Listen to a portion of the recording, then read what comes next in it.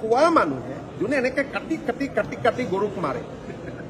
এনেকে মাৰে তাক হালাল কৰা বুলি কয় হয়নে কিন্তু কুৰবানী দিয়া গৰুবিলাকৰ পিছত কিয় নালাগে হাজাৰ হাজাৰ গৰু যে অসমত কুৰবানী হৈ গ'ল গিৰ গাই কেইটাতো জীয়াই আছে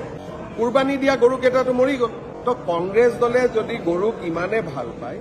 তেতিয়ালে মোৰ লগত তেওঁলোকে একে সুৰে কওক যে অহাবাৰ ঈদত গৰুৰ কুৰবানী একদম কাটি কাটি কাটি কাটি হালাল কৰি খায় ইয়েছ আপুনি ঠিকেই কৈছে দিস ইজ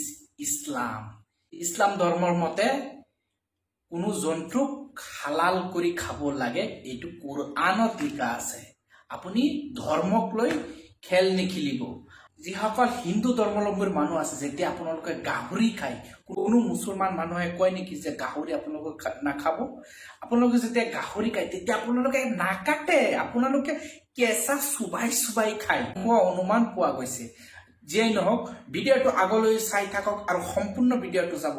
এফালে কোনোবাই গৰু চুৰি কৰিছে কোনোবাই গৰু চুৰি কৰি গাখীৰ উৎপাদনত ঘি উৎপাদনত ব্যস্ত হৈ পৰিছে আৰু যিসকলে চুৰি কৰিছে তেখেতৰ বিৰুদ্ধে আন কোনোবাই প্ৰতিবাদত লাগি পৰিছে আৰু প্ৰতিবাদ ৰাজ্যত বিভিন্ন প্ৰান্তত আমি দেখিব পাৰিছো যে ৰাজ্যত প্ৰান্তে প্ৰান্তে প্ৰতিবাদ চলি আছে আপোনালোকে চাওক ভিডিঅ'বোৰ চাওক কিন্তু এনেকুৱা এটা নাটক আৰম্ভ হৈ গৈছে গো মাংস লৈ গৰু লৈ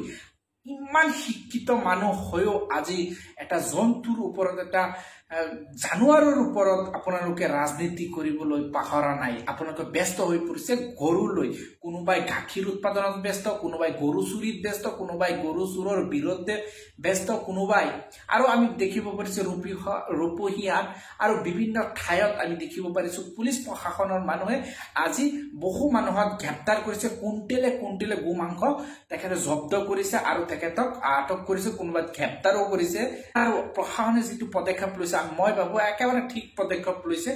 যদি কোনো এটা ধৰ্মৰ টাৰ্গেট কৰি এনেকুৱা পদক্ষেপ লৈছে বা চৰকাৰে হওক প্ৰশাসন এইটো কিন্তু কেতিয়াও হ'ব নোৱাৰে যদি হোটেলে যদি গো মাংস বিক্ৰী কৰিব নোৱাৰে হোটেলে কেতিয়াও গাহৰি মাংস বিক্ৰী কৰিব নোৱাৰে এইটো স্পষ্ট হ'ব লাগে আৰু এইটো আইনত পৰিণত কৰিব লাগে কাৰণ এটা ধৰ্মৰ টাৰ্গেট কৰি আপোনালোকে যেতিয়া এনেকুৱা বিভিন্ন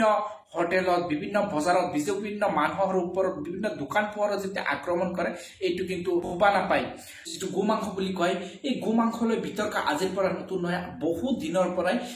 গো মাংস বিৰুদ্ধে অভিযান চলি আছে গো মাংস বন্ধ হ'ব লাগে গো মাংস নিষিদ্ধ হ'ব লাগে যদি দম আছে চৰকাৰৰ গো মাংস বন্ধ কৰি দিয়ক একেবাৰে সমৰ্থনত আছো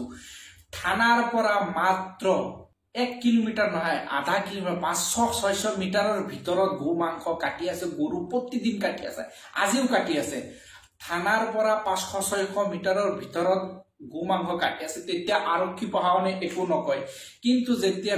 কোনোবাই গৰু চুৰি কৰে কোনোবাই গৰুৰ বিৰুদ্ধে মাত মাতে কোনোবাই গৰুৰ লৈ কথা উঠায় তেতিয়া কিন্তু মনত পৰে একাংশ মানুহৰ যে মুছলমান ধৰ্মাৱলম্বীৰ মানুহে গৰু খায় সেইটোক লৈ একেবাৰে হৈ লাগি যায় কোনে কি খাব কোনে কি পিন্ধিব এইটো কিন্তু মুখ্যমন্ত্ৰী দেখাৰ কোনো প্ৰয়োজন নহয় যিটো খাব সেইটো খাব হিন্দু মানুহও গো মাংস খায় মই অন কেমেৰাত কৈছো হিন্দু মানুহে গো মাংস খায় হাজাৰ প্ৰমাণ আছে এই ভাৰতবৰ্ষত মই ডেইলি কমসে কম প্ৰতিদিনে 100টা প্ৰমাণ দিব পাৰিম ইয়াৰ পৰা মই যত আছো ইয়াৰ পৰা কমসে কম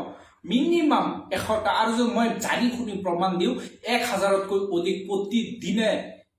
মোবাইল ৰেকৰ্ডৰ মাধ্যমত আপোনালোকক দেখুৱাব পাৰিম যে হিন্দু মানুহে গো মাংস খায় কিন্তু আমাৰ অসমৰ কথাটো বেলেগ ৰাজনীতি কিন্তু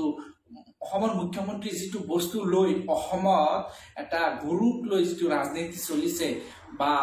এফালে কংগ্ৰেছে প্ৰতিবাদ কৰিছে গৰু চুৰু লৈ আৰু আনফালে কোনোবাই কৰি আছে গো মাংস লৈ আৰু কোনোবাই কৰি আছে কোনোবাই চুৰি কৰাৰ এইবোৰ একেবাৰে মানে কি কম নিকৃষ্ট মানৰ ৰাজনীতি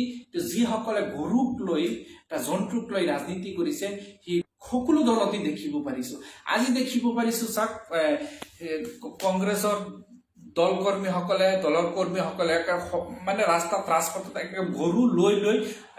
প্ৰতিবাদ কৰি আছে এইটো মানে কি মানে বস্তুটো কি এইটো নাটক নেকি সিনেমা নেকি যে যিটো ৰাজনীতি আমি দেখিব পাৰিছো একেবাৰে খুব বেয়া পথত চলিছে আৰু এইবোৰ ৰাজনীতি চলিব নালাগে অসমখন কেনেভাৱে ডেভেলপ হ'ব সেই বিষয়ে আপোনাৰ মাথা মাৰক গৰু ৰাজনীতি বন্ধ কৰক মহোদয়